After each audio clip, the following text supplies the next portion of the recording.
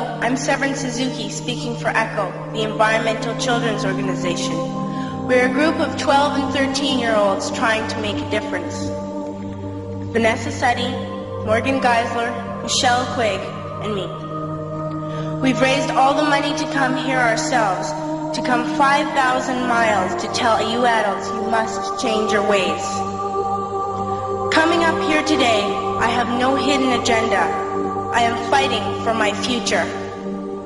Losing my future is not like losing an election or a few points on the stock market. I am here to speak for all generations to come. I am here to speak on behalf of the starving children around the world whose cries go unheard. I am here to speak for the countless animals dying across this planet because they have nowhere left to go. I am afraid to go out in the sun now because of the holes in our ozone. I am afraid to breathe the air because I don't know what chemicals are in it. I used to go fishing in Vancouver, my home, with my dad, until just a few years ago we found the fish full of cancers. And now we hear of animals and plants going extinct, every day vanishing forever. In my life, I have dreamt of seeing the great herds of wild animals, jungles and rainforests full of birds and butterflies. But now I wonder if they will even exist for my children to see. Did you have to worry of these things when you were my age?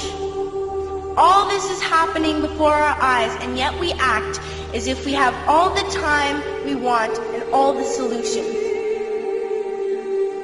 I'm only a child and I don't have all the solutions. But I want you to realize neither do you. You don't know how to fix the holes in our ozone layer. You don't know how to bring the salmon back up a dead stream. You don't know how to bring back an animal now extinct. And you can't bring back the forest that once grew where there is now a desert. If you don't know how to fix it, please stop breaking it. Here, you may be delegates of your government, business people, organizers, reporters, or politicians, but really, your mothers and fathers, sisters and brothers, aunts and uncles, and all of you are someone's child. I'm only a child, yet I know we are all part of a family, 5 billion strong, in fact, 30 million species strong. And borders and governments will never change that.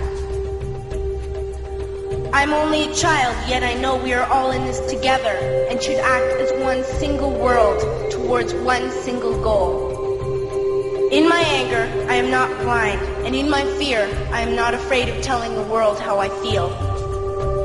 In my country, we make so much waste. We buy and throw away, and yet northern countries will not share with the needy. Even when we have more than enough, we are afraid to share. We are afraid to let go of some of our wealth.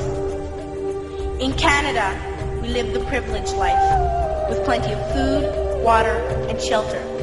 We have watches, bicycles, computers, and television sets. The list could go on for 2 days. 2 days ago, here in Brazil, we were shocked when we spent time with some children living on the streets. This is what one child told us. I wish I was rich. And if I were, I would give all the street children food, clothes, medicines, shelter, and love and affection. If a child on the streets who has nothing is willing to share, why are we who have everything still so greedy? I can't stop thinking that these are children my own age, that it makes a tremendous difference where you are born. That I could be one of those children living in the favelas of Rio. I could be a child starving in Somalia, or a victim of war in the Middle East, or a beggar in India. I am only a child, yet I know if all the money spent on war was spent on finding environmental answers, ending poverty, and finding treaties, what a wonderful place this earth would be. And in kindergarten, you teach us how to behave in the world. You teach us not to fight with others, to work things out, to respect others, to clean up our mess, not to hurt other creatures, to share, not be greedy. Then why do you go out and do the things you tell us not to do? Do not forget why you are attending these conferences, who you're doing this for. We are your own children. You are deciding what kind of world we are growing up in. Parents should be able to comfort their children by saying, everything's going to be all right. It's not the end of the world, and we're doing the best we can. But I don't think you can say that to us anymore. Are we even on your list of priorities? My dad always says, you are what you do, not what you say. Well, what you do makes me cry at night. You grown up say you love us, but I challenge you, please, make your actions reflect your words. Thank you.